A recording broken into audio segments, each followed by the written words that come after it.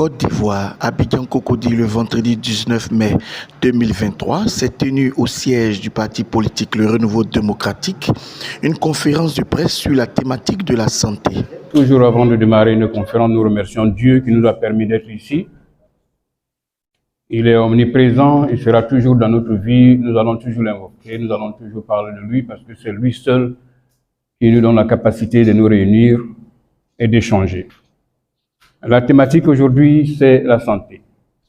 C'est un sujet très important que l'Afrique entière, la Côte d'Ivoire en particulier, nous ne maîtrisons pas. Et nous savons quand les enfants sont souvent malades, ce sont souvent les femmes, nos mamans, qui sont au devant pour chercher à s'occuper de ces enfants. C'est pour cela que nous allons rendre aujourd'hui hommage aux femmes. Et nous commençons par Madame Thérèse Houphouët-Boigny, la pionnière de toutes.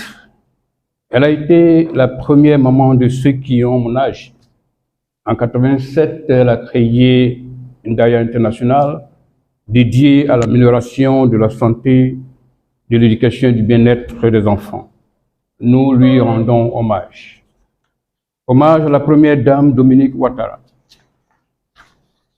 Pendant très longtemps, la première dame se bat pour les enfants du pays à travers diverses activités. Elle fait des dons au profit des enfants, elle assiste à des conférences liées aux enfants et combat avec vigueur le travail des enfants. Nous prions pour qu'elle ne se lasse pas de cette tâche. Nous avons aussi notre maman Henriette Konan Didier, à la tête de sa fondation humanitaire depuis 26 ans. Elle gâte les tout-petits, elle a apporté son appui à la lutte contre le Covid-19, toujours souriante et gaie. On comprend pourquoi le Père Bédier soit aussi pacifique. Nous prions pour elle. Madame Yves Simone, politicienne, députée, membre fondatrice de 2 partis politiques. Elle a une carrière politique solide. D'une façon générale, elle démontre qu'une femme peut créer son parti politique et se faire entendre, et proposer les sujets de loi en tant que députée. Nous souhaitons qu'il y ait autant de femmes que d'hommes en politique comme elle. Madame Henriette Dagri Diabaté, enseignante, courageuse, membre fondatrice du RDR, elle a donné l'exemple d'une femme battante, servi le pays à plusieurs niveaux, une carrière professionnelle et politique que les jeunes femmes peuvent bien suivre. Ministre Ndri Yoman Thérèse, ambassadrice, professeure, voilà une femme qui m'a beaucoup impressionné parce que j'ai travaillé avec elle dans le cadre de l'AMU. C'est une femme qui a démontré son amour pour la santé au moment où nous n'avons même pas du tout espoir dans le gouvernement du président Ouattara. Le projet dont nous avons entrepris avec elle dans les années 2011, c'était la construction des centres hospitaliers. Le projet n'a pas eu lieu pour plusieurs raisons, mais cette femme s'est battue pour que ce projet se réalise pour l'intérêt supérieur de la nation. Nous l'avons rencontrée ici, à Abidjan et à Washington pour des travaux.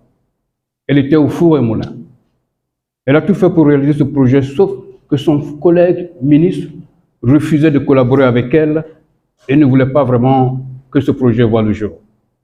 J'ai beaucoup de respect pour cette dame, pour avoir travaillé avec elle. Madame Koudou Jeannette, une dame très discrète. Je l'ai aussi rencontrée dans le cadre de l'AMU. Elle était la directrice de l'Agence nationale de la formation professionnelle. Cette dame était là 1-2 heures avant toute réunion, parce que ce projet créait 30 000 emplois pour la jeunesse. Elle avait un souci majeur, c'était de trouver du travail à la jeunesse. Enfin, Madame Moya Djenko, mon épouse, est conseillère, une femme courageuse qui adore tellement les enfants qu'elle a fini par se spécialiser dans le domaine des enfants atteints de l'autisme, une maladie mal connue, non traitée en Afrique. Elle dirige une clinique aux États-Unis avec espoir de s'installer un jour au pays pour aider les enfants qui sont atteints de cette maladie. Elle est aussi une femme qui me conseille et m'aide dans cette lutte politique je lui rends hommage et je rends hommage à toutes les femmes de Côte d'Ivoire. Selon l'Union parlementaire, la Côte d'Ivoire est 151e sur 193. C'est-à-dire que nous n'avons pas assez de femmes en politique. Et nous en voulons pourtant. Le renouveau démocratique fera tout pour qu'on puisse travailler avec les femmes. On ne peut pas construire une nation sans les femmes. Le renouveau démocratique veut aussi analyser le récent discours du président Ouattara sur l'état de la nation. Vous savez, nous sommes en santé, mais en tant que parti politique, nous avons l'obligation de répondre et en économie et dans tous les sujets qui apparaissent devant nous. Et à chaque fois que nous avons l'occasion devant la presse, nous en profitons pour répondre.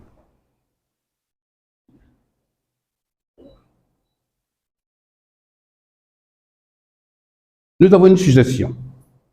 Le président Ouattara a eu sa conférence mi-journée. Notre suggestion est que cette conférence ait lieu à 20h, heure de grande écoute pour toute la nation, suivie immédiatement d'une riposte de l'opposition par le même canal, pour que le peuple et aussi ses représentants suivent le même discours. C'est très important que le président s'adresse à l'Assemblée nationale, mais quand on s'adresse à la nation pour l'état de la nation, il est opportun que tout le monde, y compris nos paysans, nos instituteurs, nos médecins, tout le monde doit écouter le chef de l'État, pas seulement l'Assemblée nationale qui les représente. Alors la prochaine fois, nous souhaitons qu'il fasse ça aux environs de 20h, au moment où tout le monde est à la maison. L'analyse du discours du président de la République, le premier point, il a parlé de la paix. Nous l'encourageons à continuer pacifiquement, à pacifier la Côte d'Ivoire davantage. Et c'est seulement quand il y a la paix qu'il y a la croissance dans nous. Nous avons toujours dit que nous avons une croissance. Dans les derniers 10-13 ans, c'est dû au fait que nous avons une période de paix. C'est très important la paix parce que je vais vous donner des chiffres. J'aime beaucoup les statistiques. Je vais vous donner des chiffres que nous avons par rapport aux crises que nous avons eues. En 2000, après le coup d'État militaire, 99, la croissance, il y a eu une contraction de l'économie. La croissance était moins 2%, 2,07. En 2001, nous avons une légère croissance de 0,67. En 2002, avec la rébellion, nous avons encore une contraction, c'est-à-dire une économie négative de moins 1,67. En 2003, moins 1,36. Et en 2011, après la crise électorale, post-électorale, il y a une contraction de moins 4,39%. Je ne sais pas, en économie, c'est très important. Parce qu'une contraction de 4,39 en 2011, la Côte d'Ivoire a perdu 1,4 milliard de dollars. Et ça, c'est substantiel. Ce sont des fonds substantiels que nous ne devons pas perdre dans un pays qui cherche à se développer. Vous voyez, chaque fois que nous avons une crise, nous avons une contraction de l'économie. C'est pourquoi nous encourageons le président à continuer à pacifier le pays. La deuxième observation sur le discours du président de la République, nous constatons qu'il n'y a pas eu suffisamment, qu'il a parlé de l'économie, excusez-moi. Le président nous a dit que le gouvernement a pris des mesures fortes pour assurer le développement de l'économie et préserver le pouvoir d'achat des populations. Mais le constat est là. La vie en Côte d'Ivoire est toujours chère. Je vous l'avais dit déjà quand je parlais de mon plan économique. Nous nous basons trop sur la fiscalité. En économie, vous ne pouvez pas faire croître un pays avec la fiscalité. Ce n'est pas possible. Nous n'avons pas notre monnaie. Nous n'avons pas la capacité d'injecter des fonds dans l'économie. La BCEAO est très faible. Elle n'a pas ses moyens parce qu'elle a les mains liées. Normalement, quand il y a une inflation, puisque le président nous dit qu'il a tout fait pour préserver le pouvoir d'achat. Mais on ne préserve pas le pouvoir d'achat de cette façon. Vous savez, quand il y a une croissance de l'inflation, une inflation de 5%, qu'est-ce que ça veut dire? Ça veut dire que vous perdez 5% de votre pouvoir d'achat. C'est ce que ça veut dire. Et si rien n'est fait, chaque année, il y a une inflation de 5%, si ça continue jusqu'à 10 ans, ça veut dire que vous perdez 50% de vos pouvoirs d'achat. Le président nous parle de préservation de pouvoir d'achat. Ce que le gouvernement aurait fallu faire, c'est de tout de suite faire ce que nous appelons un ajustement du coût de la vie. C'est-à-dire, quand il y a une inflation de 5%, on augmente tous les salaires de 5%. C'est la seule façon de préserver ce pouvoir d'achat. Et nous avons constaté même dans la vie de notre nation qu'on a passé souvent 30 ans, 20 ans où les salaires étaient bloqués. Il y a une inadéquation entre l'augmentation des salaires et l'inflation. Si ça ne suit pas, vous perdez votre pouvoir d'achat. Nous terminons l'observation du président de la République de ce discours avec un troisième point. Nous aimons utiliser les statistiques. Le chef de l'État a dit, selon le gouvernement, nous avons une structure sanitaire ou un centre de santé à chaque 5 km pour 7 habitants sur 10. Vous voyez, quand on vous dit 7 sur 10, ça sonne bien. Je vais utiliser les mêmes statistiques pour vous dire ce que ça représente. 7 sur 10 qui sont à 5 km d'une structure de santé, ça veut dire qu'il y a 9 millions d'Ivoiriens qui ne sont pas à 5 km d'une structure de santé. En santé, c'est très mauvais. 9 millions d'Ivoiriens qui n'ont pas la capacité d'être dans un centre de santé à 5 km. Et encore, on nous dit structure sanitaire.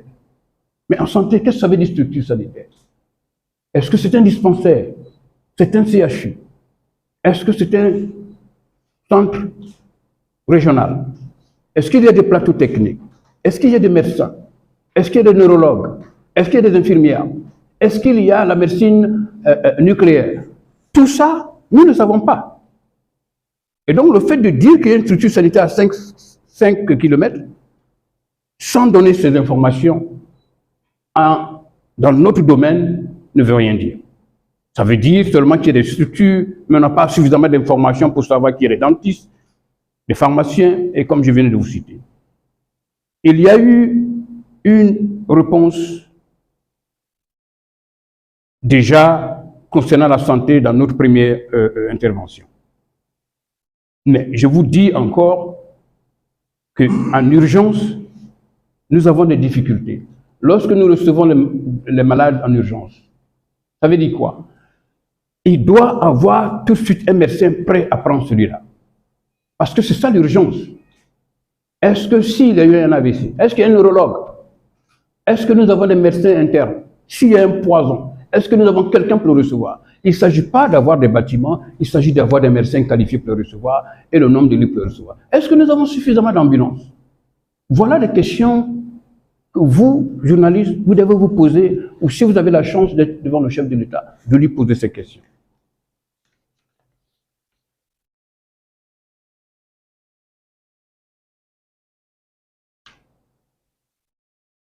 Nous allons glisser un peu sur un volet économique. Mais avant ça, je voudrais encore profiter pour vous dire, nous insistons sur la nécessité d'aider les victimes de la crise électorale et les chaînes du pouvoir. Nous allons en parler chaque fois que nous allons avoir l'occasion, jusqu'à ce que nous trouvions solution. Ces victimes sont toujours là, ça n'ira nulle part. La Côte d'Ivoire doit tout faire pour dédommager ces familles dans ces régions atteintes. Sur le plan économique, nous voulons attirer l'attention, votre attention sur la monnaie. Il nous faut contrôler cette monnaie. Il faut donner le rôle à la BCEAO de jouer vraiment son rôle. Vous voyez, il y a 2 ou 3 semaines de cela, le président français Macron nous a donné raison. Le président Lula du Brésil nous a donné raison. Nous vous avons parlé suffisamment de la monnaie, ce n'est pas un sujet nouveau. Et nous, au niveau démocratique, nous en faisons une bataille sérieuse concernant la monnaie. Le président brésilien Lula nous a dit la dernière fois, il fait partie des BRICS, Brésil, la Russie, l'Inde, la Chine et l'Afrique du Sud. Vous voyez, il a dit qu'il faut que ces 5 pays créent leur monnaie pour ne pas tellement dépendre, avoir la dépendance de la monnaie américaine, c'est-à-dire le dollar. Vous voyez pourquoi je parle de monnaie? Voilà des pays qui sont déjà avancés, qui trouvent qu'il y a une dominance de la monnaie américaine et qui cherchent à s'organiser pour se débarrasser de ça. Et nous avons toujours dit que le CFA, il faudrait que nous en sortons de là parce que c'est une dépendance qui ne nous arrange pas. Le président Macron lui-même a dit aussi, je cite, il a parlé d'évoquer lui aussi le problème de la monnaie. Il a dit, le président Macron, que l'Europe devrait se débarrasser de la dépendance du dollar. Et ça, c'est récent. C'est la France qui était signataire en 1944 de l'accord de Bretton Woods. En même temps, cette même France crée une monnaie qui n'allait pas du tout nous arranger pour les pays africains. Aujourd'hui, Macron nous parle de dépendance et qui dit que l'Europe doit se débarrasser de ce que nous appelons l'extraterritorialité du dollar américain. Vous voyez, il est concerné sur la dépendance de l'Europe sur la monnaie. La même chose pour nous, au Renouveau démocratique. Nous devrons absolument nous débarrasser de ce franc CFA, d'une manière ou d'une autre. Le président aussi a dit que la France ne devrait pas être vassale des États-Unis. C'est un mot qu'on ne peut pas utiliser ici en Afrique. Vous savez pourquoi je dis ça. Alors, ce sont là des problèmes. Nous venons tout simplement vous dire que nous avons eu raison et que nous allons toujours parler de ce problème de monnaie. Parce que tant que nous n'avons pas la capacité de pouvoir injecter de l'argent dans l'économie, ça c'est le rôle de la BCEAO, la Banque centrale, parce qu'elle n'a pas suffisamment de liquidités. Quand nous vendons, nous déposons nos liquidités à la Banque de France. La Banque de France l'utilise et elle fait des prêts. Je ne sais pas si vous avez rappelé, il y a 2 semaines de cela, la Banque de France a donné 5 milliards d'euros à la BCEAO. Mais vous savez que 5 milliards d'euros, depuis 1960 à 100, ce sont des trillions d'euros que l'Afrique a déposé à la Banque de France. Et ça, c'est fondamental. Il faut absolument qu'on se débarrasse de cette dépendance et de système monétaire qui a été mis en place qui ne nous arrange pas. Donc, aujourd'hui, nous allons revenir un peu sur le domaine de la santé, qui est le sujet d'aujourd'hui. Pour savoir si un pays se porte bien, c'est très simple. Il faut connaître l'espérance de vie de sa population. C'est-à-dire, si un enfant est né, il va vivre pendant combien de temps? Ça a un impact économique et social. Si un enfant naît, il faut bien qu'il vive longtemps, puisque l'État dépense pour cet enfant, pour ses études secondaires, universitaires, et normalement, après études, cette personne doit pouvoir se débarrasser, cette personne doit pouvoir se soigner, vivre longtemps, pour permettre au pays ou à son expertise de pouvoir l'utiliser jusqu'à terme. Nous vivons 58 ans d'espérance de vie. Nous avons 58 ans. Nous sommes 186e dans le monde. « 58,75 ans d'espérance de vie. » Est-ce que vous comprenez? Est-ce que vous savez ce que ça veut dire? 186e dans le monde, la Côte d'Ivoire. 58 ans, 58,75 ans d'espérance de vie. À Hong Kong, vous avez 85, 29. C'est-à-dire qu'ils vivent 26 années plus que l'Ivoirien. Le Français vit 83 ans plus que l'Ivoirien. Mais c'est inacceptable. Nous sommes au XXIe siècle. C'est vraiment inacceptable. Alors, donc je vous dis, la Côte d'Ivoire va mal sur le plan de la santé. Je vais vous donner des statistiques. Les lits d'hôpitaux pour 1000 habitants. Le Japon en a 12 sur 1000. L'Allemagne en a 8,7 sur 1000. La France en a 5 sur 1000. La Côte d'Ivoire en a 0,4 sur 1000. Ça veut dire que nous avons 4 lits d'hôpitaux pour 10 000 habitants. Ce sont les statistiques.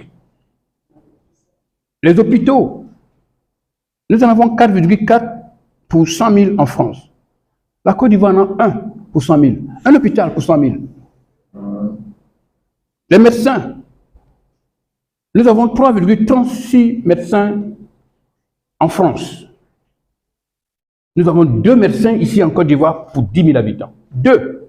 Et puis encore, c'est quel type de médecin? Est-ce que c'est un généraliste, un spécialiste? Nous ne savons pas. Nous n'en avons que 2 pour 10 000 habitants.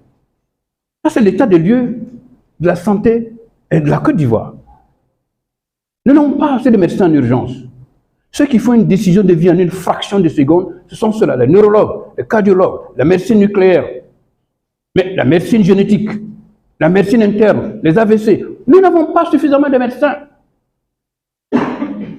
J'ai des amis dans le corps médical, des médecins, qui prennent leurs patients, ceux qui ont les moyens, et louent des centres en France, au Maroc, en Italie, pour soigner les malades. Parce que tout simplement, nous n'avons pas de plateau technique ici en Côte d'Ivoire. Les plateaux techniques, il n'y en a pas. Même les centres que nous construisons, il n'y a pas de plateau technique. Un bâtiment médical pour la santé, sans plateau technique, sans médecin qualifié, ça ne veut absolument rien dire. Encore, je vais vous donner encore des taux, des statistiques. Le taux de mortalité maternelle, il y a 480 femmes qui meurent chaque année pour 100 000 naissances en Côte d'Ivoire. 480 femmes qui meurent. Nous en avons 8 pour 100 000 en France et 3 pour 100 000 en Belgique. Mais diantre, 480 femmes pour chaque naissance, nous perdons 480 femmes. Et c'est très important. Mortalité infantile, il y a 56 décès pour 1000 habitants, pour 1000 naissances, pardon, en Côte d'Ivoire. Il n'y en a que 2 en France. Et les enfants en dessous de 5 ans, il y a 77 décès. Un enfant qui naît de 1 à 5 ans, il y a 77 qui meurent avant l'âge de 5 ans sur 1000. Il n'y en a que 4 en France. Mesdames, Messieurs les journalistes, l'état de santé de la Côte d'Ivoire va très mal selon ces statistiques. Ce n'est pas moi qui le dis. Ce n'est pas le Renouveau démocratique qui le dit. Je vous ai toujours dit, j'utilise beaucoup les statistiques. Et les statistiques sont toujours fiables. Et l'état va très mal, l'état de santé va très mal. Il y a eu du progrès, mais il reste beaucoup à faire. Nous avons une croissance de la population de presque 2-3%.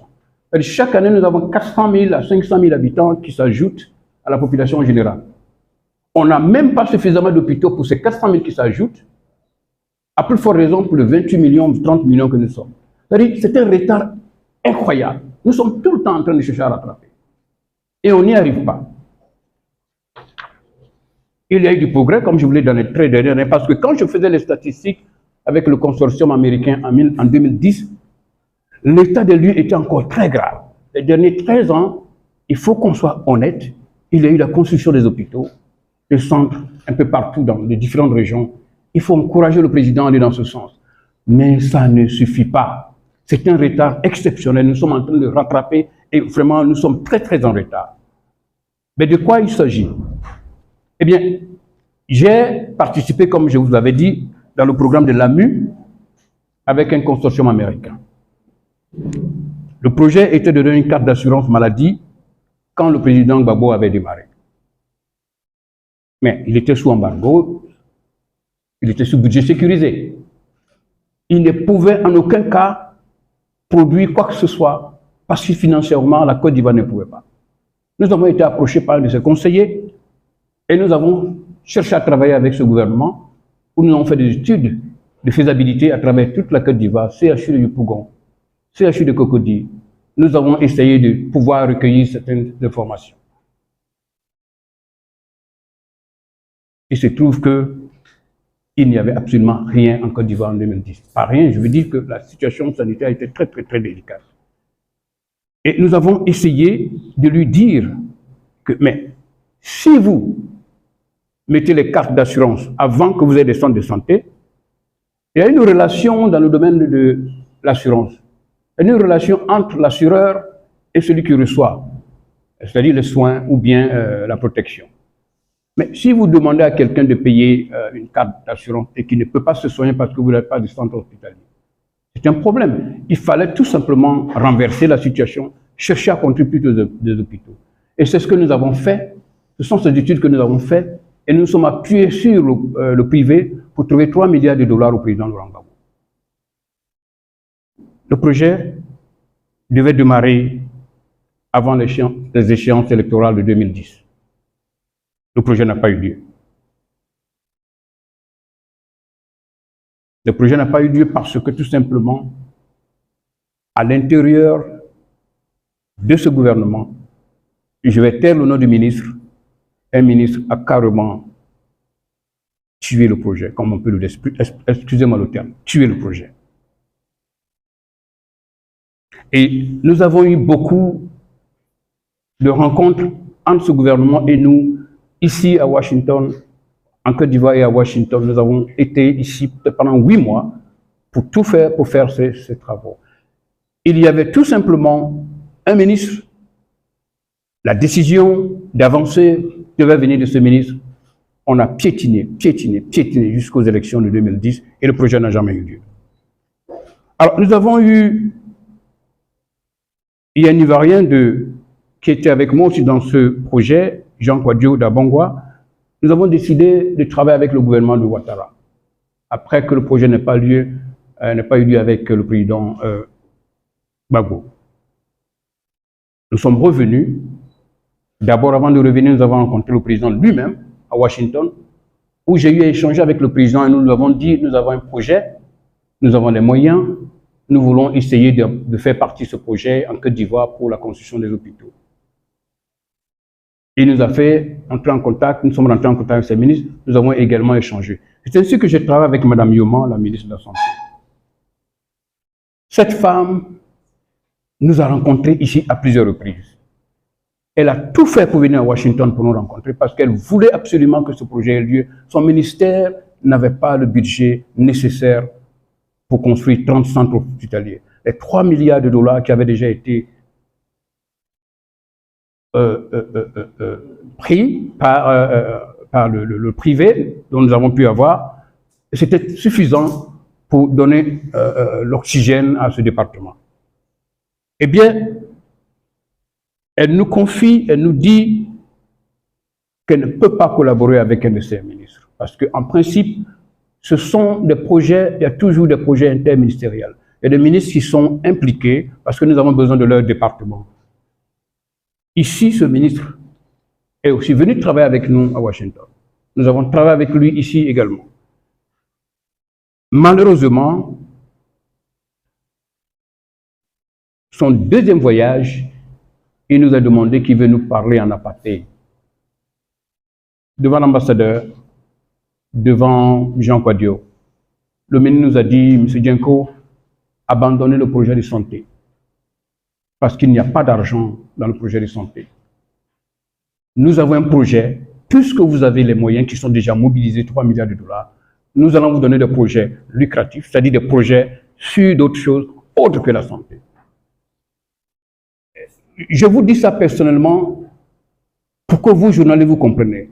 C'est-à-dire, souvent, nous sommes à l'intérieur d'un gouvernement où nous travaillons avec eux, nous comprenons ce qui se passe à l'intérieur, que vous, peut-être, journalistes, vous n'avez pas ces informations. Un ministre de gouvernement qui dit à son collègue qu'il ne peut pas collaborer avec elle. Un ministre de gouvernement qui dit que la Côte d'Ivoire n'a pas besoin de projet de santé d'une manière ou d'une autre. Un ministre de gouvernement qui ne comprend pas la nécessité que la Côte d'Ivoire, la santé est très importante et que c'est un projet qui devrait avoir lieu. En principe, ce ministre devait tout faire lui-même, travailler avec Madame la ministre Yoma pour que ce projet ait lieu. Je vais taire le nom de ce ministre aussi. Vous savez, c'est ce que nous avons. Constamment, on se pose des questions, mais pourquoi tel ou tel projet n'a pas lieu? Pourquoi le peuple souffre?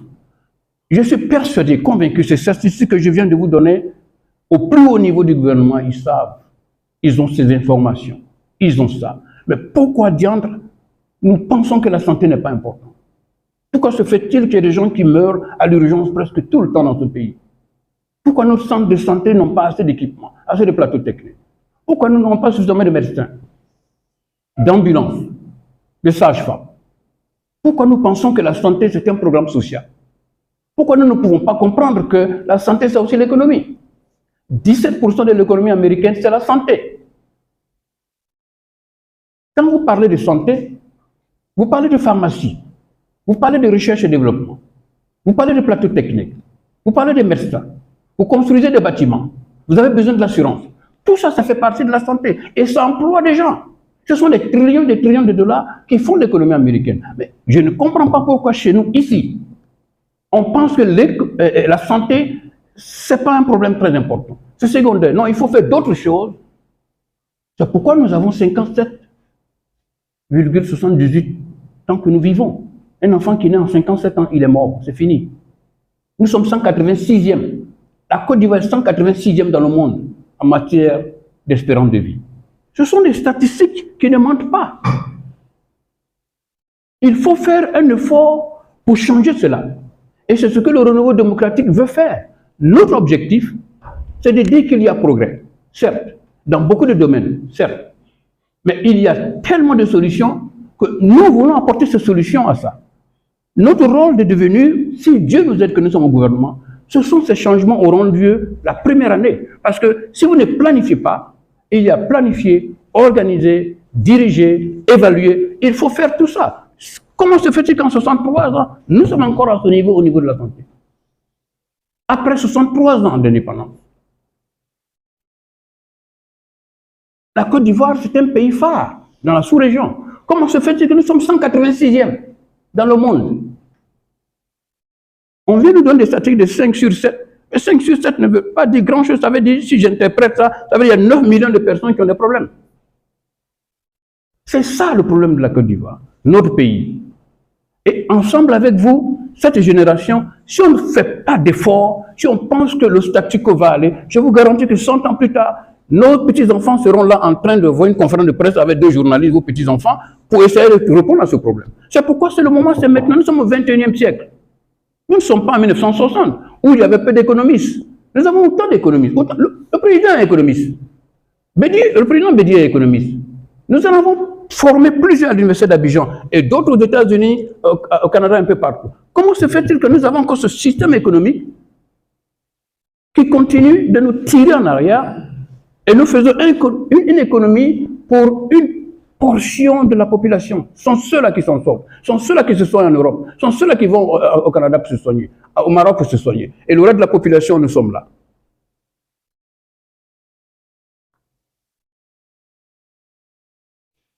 Posez ces questions dès que vous serez devant un parti politique, ces questions économiques, ces questions de santé. Il faut qu'on vous donne des réponses. Parce que si vous ne posez pas les questions, vous journalistes, la population ne saura quoi faire. Elle dépend de vous. Vous êtes journalistes, ceux-là qui donnent ces informations. Si vous n'avez pas d'informations, nous autres, je veux dire la population, ne saura absolument rien. Ils ne font que se plaindre et c'est tout ce qu'ils peuvent faire.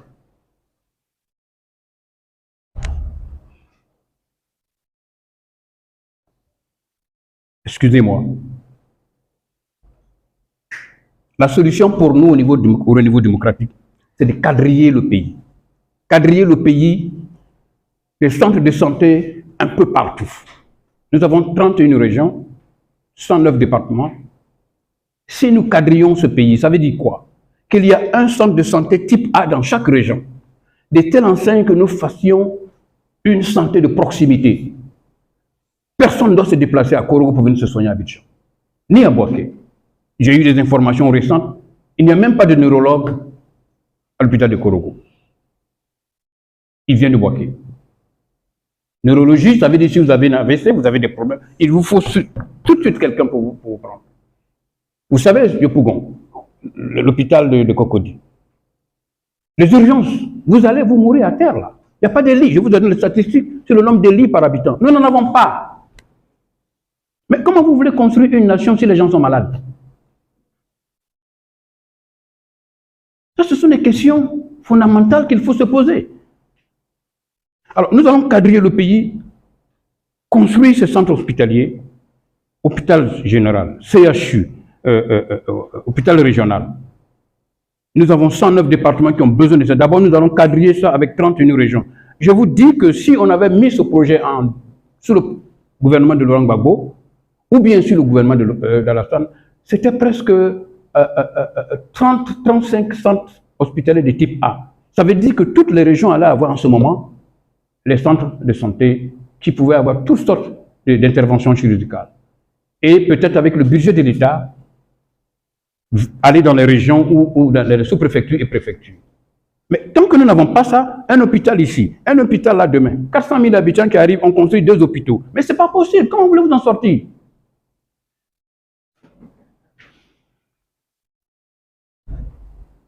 Le deuxième point que nous allons faire, nous, c'est la mise en place d'une assurance maladie universelle réelle. Quand je dis réelle, il ne s'agit pas de donner une assurance maladie à quelques membres de la population et puis dire nous avons une assurance maladie. Tout le monde doit être couvert, sans exception. Parce que si vous ne couvrez pas les gens, ils n'iront pas se soigner. La médecine préventive, ils n'iront pas voir un médecin. Et c'est quand ils sont seulement très malades qu'ils seront dans les centres hospitaliers. Au moment où c'est trop tard, au moment où ils n'ont pas suffisamment de médecins pour le recevoir ou de spécialistes pour le recevoir. Il nous faut aussi une distribution de cartes biométriques. La carte biométrique, pourquoi elle est importante? Nous avons un pays où les frontières sont ouvertes. La carte biométrique permet à chaque Ivoirien d'avoir des informations sur son allergie, son groupe sanguin, son médecin traitant. Et si quelqu'un, par exemple, qui est Korogo ou Bundiali, qui vient à Abidjan, qui a une intervention, le médecin qui le prend à Abidjan, tout de suite avec cette carte, a tout de suite les informations sur son groupe sanguin, sur son médecin traitant et ses allergies. Ce n'est plus nécessaire de faire encore un examen qui coûte à l'État, un examen de plus, parce que ce monsieur a déjà ces informations. Et la carte biométrique est très importante. On peut la faire, soit les fingerprints, comment on dit ça encore, les empreintes digitales ou bien l'iris. La technologie aujourd'hui est disponible, elle coûte moins cher. Et enfin, en quatrième position, je voulais dire, il faut centraliser ces données. Les médecins doivent pouvoir centraliser parce que non seulement c'est bien pour le coût, pour ne pas répéter ces interventions, mais une fois c'est centralisé, il est plus rapide d'avoir ces informations aussi rapide que ça. Nous avons été aussi assis de Cocody, il y avait un ordinateur, on nous dit que c'est même pas centralisé parce que l'ordinateur même qui existe est un don encore à la Côte d'Ivoire. C'est à cela que nous avons affaire. Nous attendons toujours des dons. D'ailleurs, notre budget même de fonctionnement attend des dons. Vous savez ça, non? On fait un budget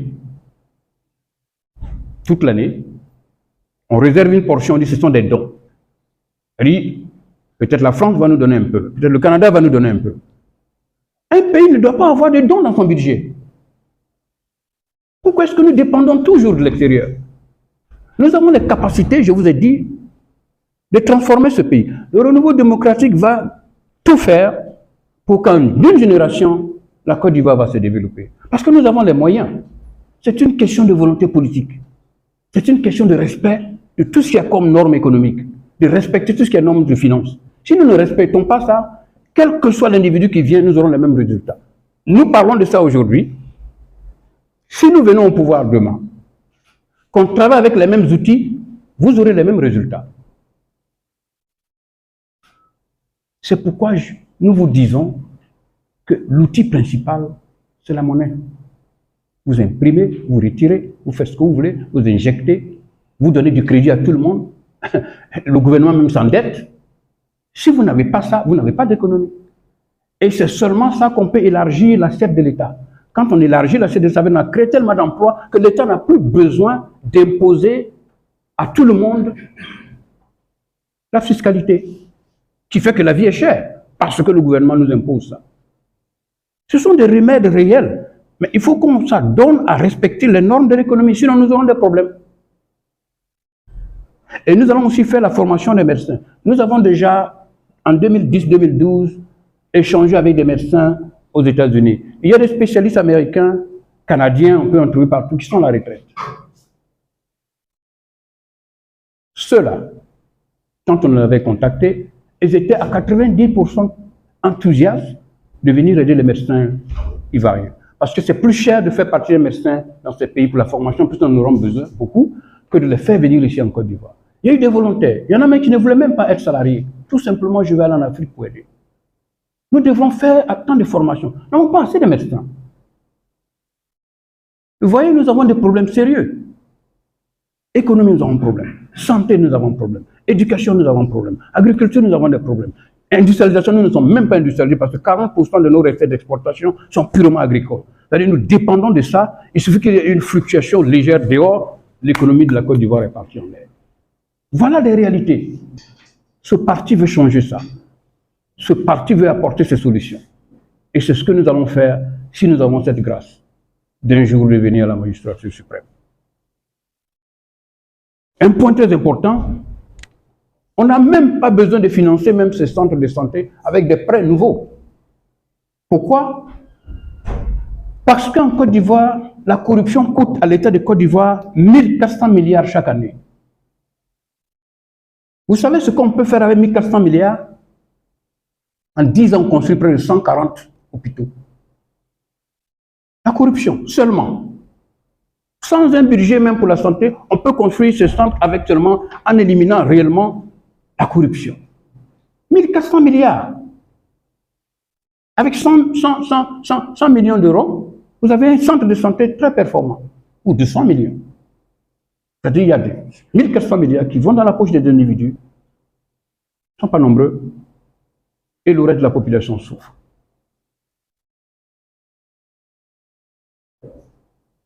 Nous sommes convaincus au niveau démocratique que si nous faisons ces corrections, il y a possibilité de transformer ce pays. C'est une décision générationnelle. Hein. Si cette génération veut changer ce pays, elle peut. Nous avons eu la gouvernance du PDCI. Nous avons eu la gouvernance de l'UDPCI. Nous avons eu la gouvernance du RDR et RHDP. Nous avons eu la gouvernance du FPI.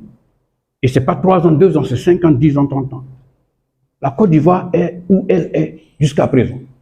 La pauvreté, elle existe, elle est là, à tous les niveaux. Vous voyez, nous ne sommes pas venus en politique pour venir critiquer. Nous sommes venus en politique pour apporter des solutions parce que nous avons effectivement des problèmes. Sur ça, je vais vous dire merci. Je vais vous inviter à venir vers nous à la conférence prochaine qui sera sur la France et l'armée française. Et je vous remercie, journalistes, d'être tout le temps présents, d'être avec nous. Et mon bureau est ouvert, nous sommes ouverts. Toutes questions, nous sommes prêts à répondre à toutes vos questions. Nous sommes disponibles. Je vous remercie.